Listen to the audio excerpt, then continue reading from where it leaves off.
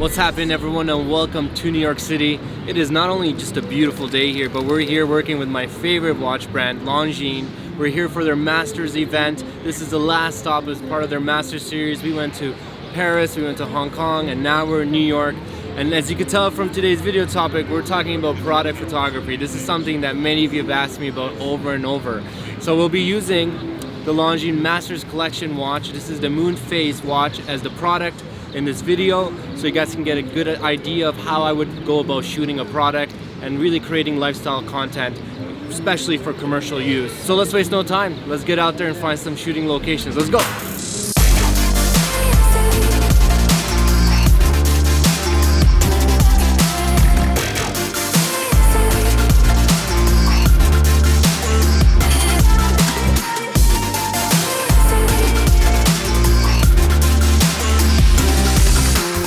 Alright guys, so the first thing I always think about when I'm going out and shooting a product is location, location, location. I will say it 3 times because it is probably hands down the most important factor in getting the quality content that you need. It's also very important because it plays a huge impact on the brand vision, what the client is expecting of you and the type of photos you're going to be able to create. It's also very important to highlight key features of your product, and having a setting that really balances it helps really portray the image of the product a lot better and sells it in a more inviting way. For the Longines timepiece, I've decided to start our shoot here in front of the Flatiron building. It's an iconic structure in the heart of New York City for an iconic watch. You want to pay close attention to the space and find unique vantage points to shoot the product, spots that typically don't get noticed. You also want to situate your product so you're able to capture the backdrop with it and make sure that you have an abundance of light hitting it and highlighting the key features. If you have a bounce with you for the light, that usually comes very handy itself. And another very important factor is the time of day. Right now it's 4 p.m. and we're in downtown Manhattan and the sun is literally above us. So what it's doing is it's creating really dark shadows and really harsh light. So we want to play in between those two spaces by having an area where we can cover ourselves with the tall buildings and really utilize the shadow parts of the city while making sure that enough light is hitting the product and highlighting its key features.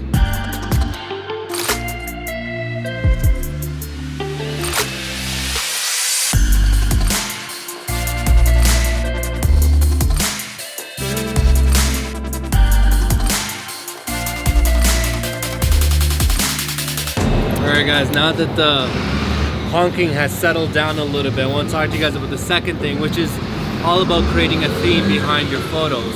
Now, in order to create a theme, you have to really think about the context of your surroundings. So right now we are in Soho area of New York, and in it you're going to find a really interesting array of architectural components in terms of the style, the color palette, and then the textures that are on the ground and along the sides of the facades of the buildings. And I want to kind of utilize those and create a set of images that really speak well on a theme. And the theme is thinking about light, thinking about texture, and thinking about the architecture and components. And in doing also, you're kind of encompassing an element that ultimately highlights the product, which is the watch. So let's explore the space, find some spots to shoot, and create some content.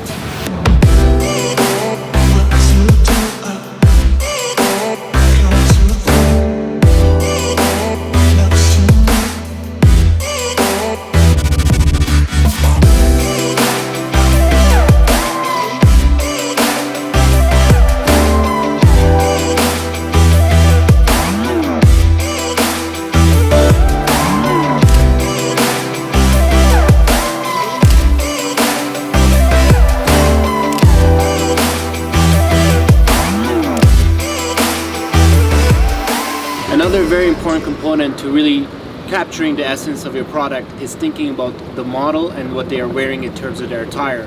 Their attire should complement the watch or the product that they're photographing. In this case, I decided to go with an outfit that is very neutral, that could still allow me to highlight the key features of the watch. I decided on high top dress shoes, black dress pants, a trench coat that is a darker tone with the leather feature here in the back, and then the black sweater. And the reason why I decided on these tones is because I wanted to make sure that the watch face, the facade of it, would be popping in the images very evidently, and that the leather band would fit and complement the colors in my outfit.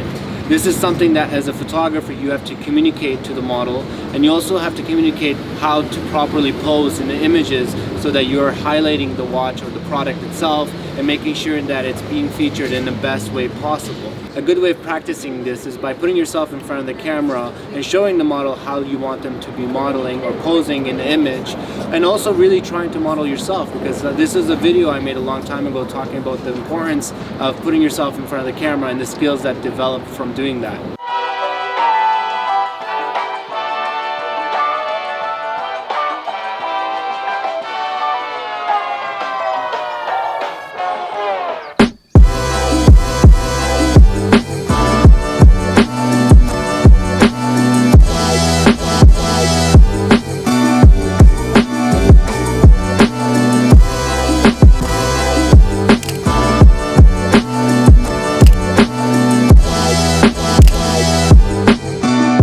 Alright guys, so one other thing to really take into consideration is probably the most important factor is the gear that you bring with you. So with us we brought a 24-70, we brought a 70-200 and an 85mm. You'll notice we didn't bring a macro, but that's absolutely fine. There's always that one thing that I call the crop factor, where you can zoom in and really crop into an image, sharpen it, and you can make it look like it was basically a macro shot. Other things you want to really bring with you are reflectors, fill lights so you can compensate for the shadows, an assistant if you have one that can help you with moving the subject or the product around, lighting for night shoots, and polarizer lenses that are always great for avoiding reflections. Alright guys, this is the last thing that I usually try to focus on when I'm shooting products. It's the idea and the concept of trying to capture as many different variations of an image as possible. So you want to get really up close and tight on an image of the product, and you also want to stand back and capture the surroundings. And sometimes you even want to change your perspective. Rather than just being on the ground level, maybe you come up on a rooftop, you check out the different perspectives and opportunities to capture the product at different vantage points. And diversifying the type of content that you get really shows a better portfolio for the client, and ultimately gives you more ability to showcase and tell a story efficiently.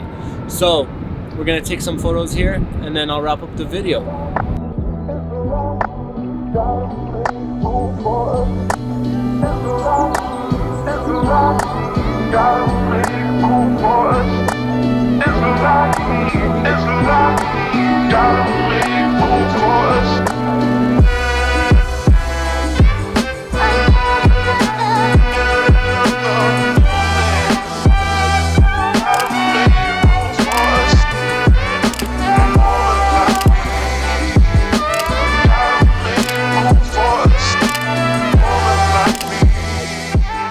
Guys, the sun has set and it's getting a little late. We are actually running behind to the Longines Masters event, so we gotta go and refreshen up.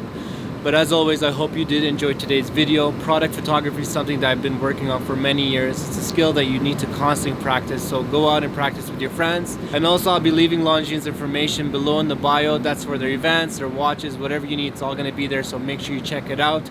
And as always, remember to like, subscribe, and comment, and I'll see you guys all next week. Peace!